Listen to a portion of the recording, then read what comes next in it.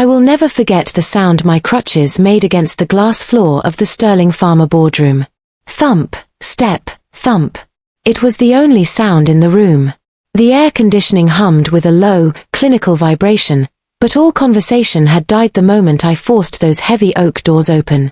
My father, David, was mid-laugh, a crystal flute of vintage champagne halfway to his mouth. My sister, Cheyenne, was already standing at the head of the long mahogany table, her hand resting possessively on a stack of documents.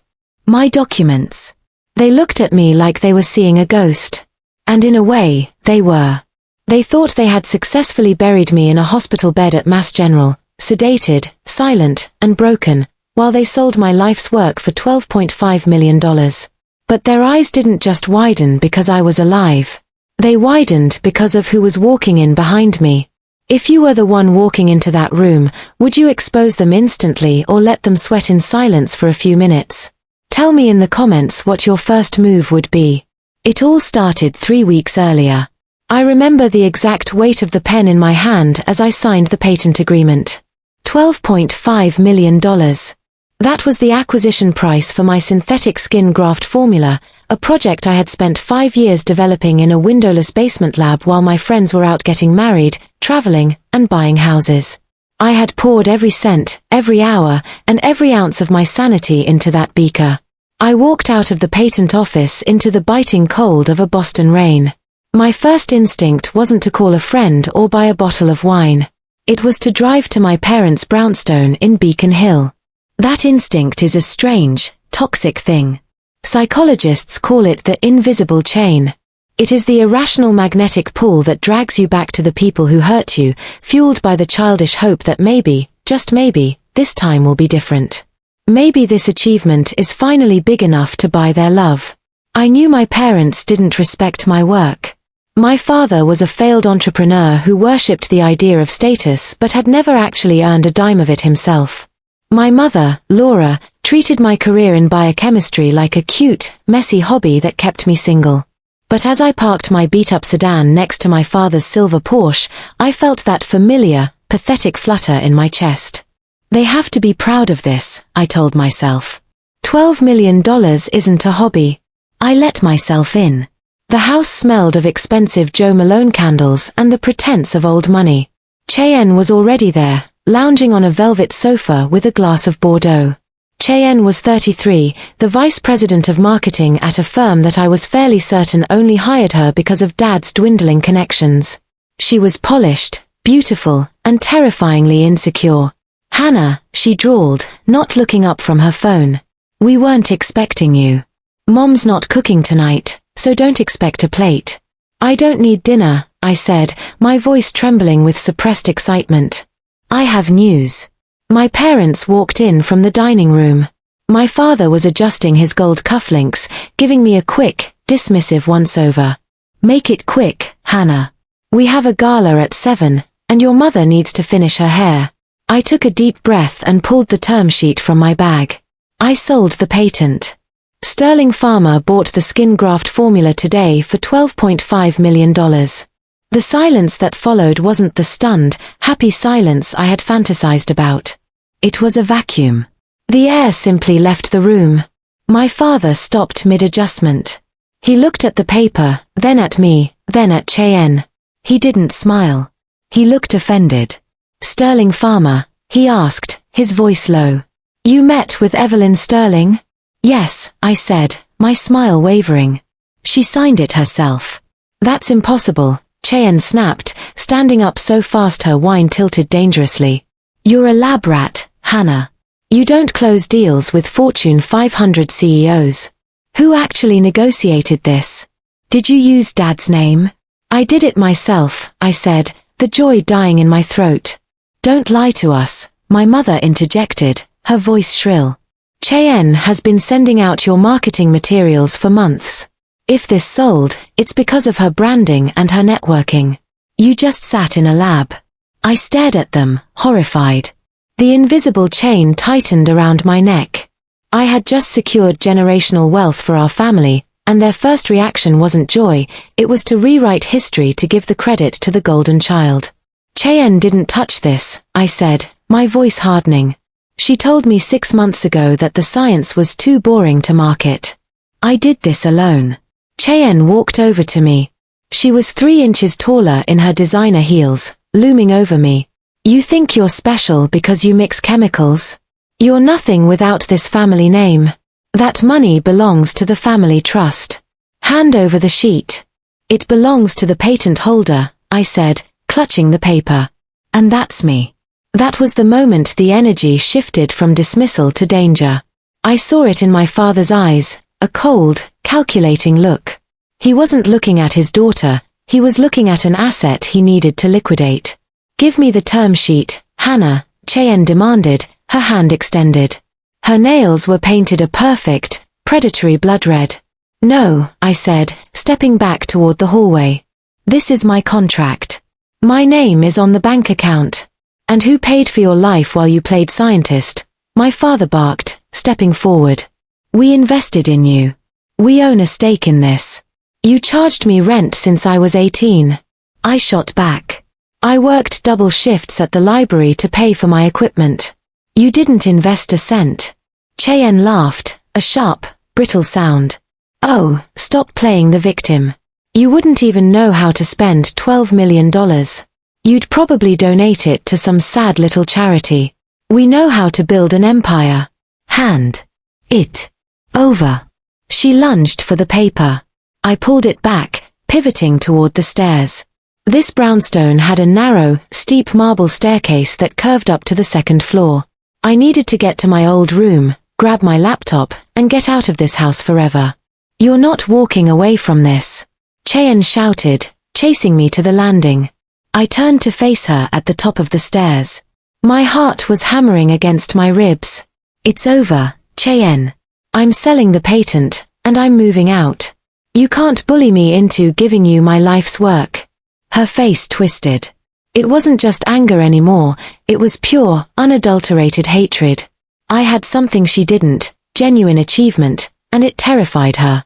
You think you're better than us, she hissed, stepping into my personal space. You're nothing. You're just the spare parts. She shoved me. It wasn't a stumble. It was a two-handed, forceful shove directly to my chest.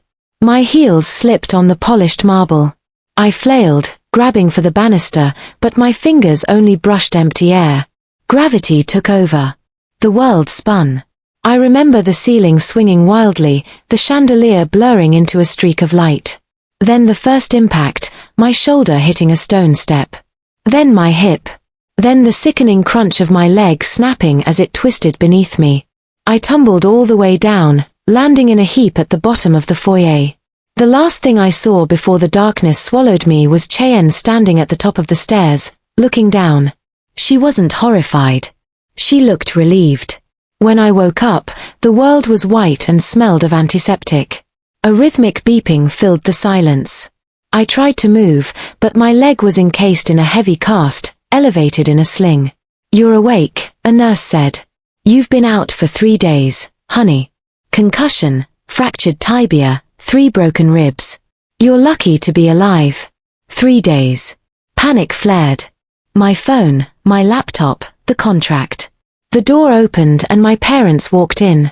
They were dressed immaculately, as if they were attending a board meeting. They stood at the foot of my bed, a wall of cold judgment. Mom, Dad, I whispered.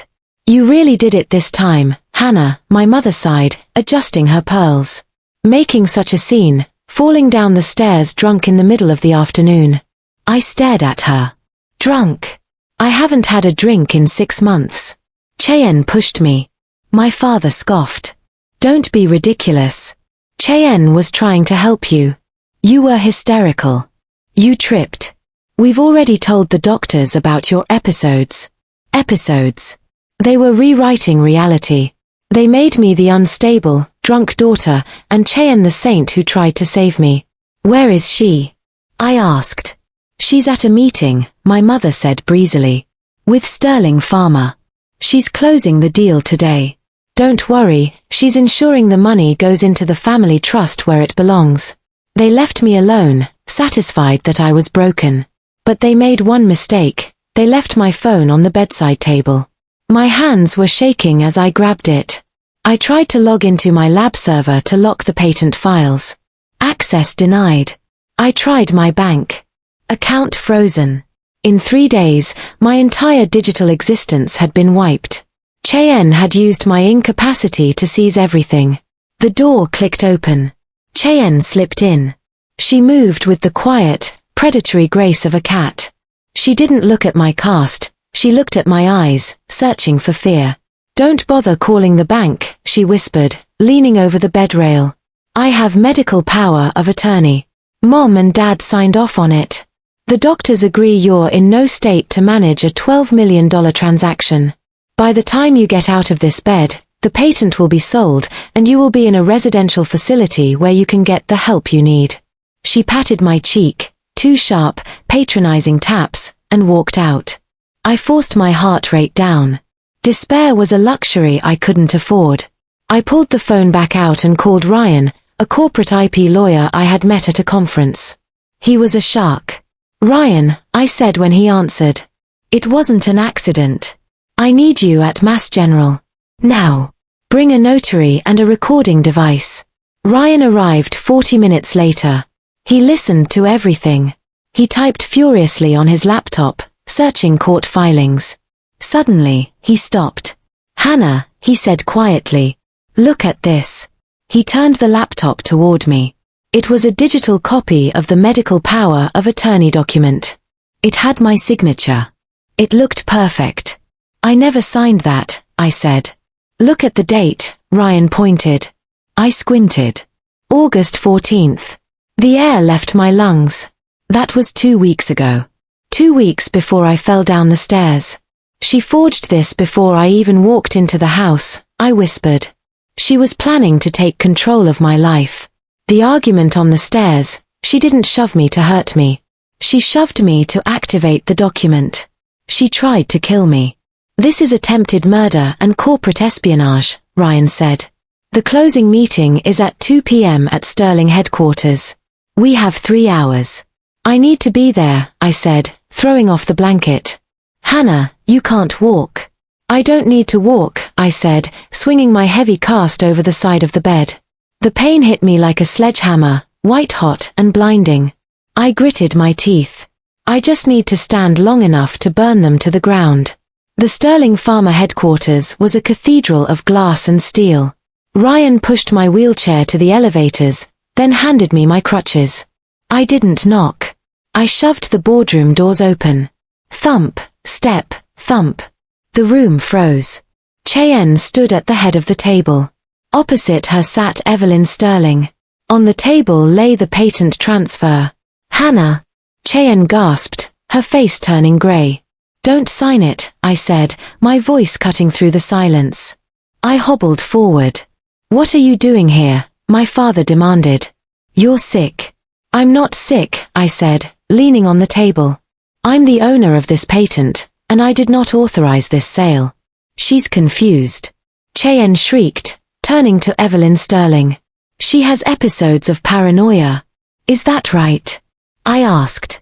I pulled my phone from my pocket. "Is this paranoia?" I tapped the screen. A voice filled the room, Cheyenne's voice, clear and cold. "You think you're better than us? You're nothing. You're just the spare parts."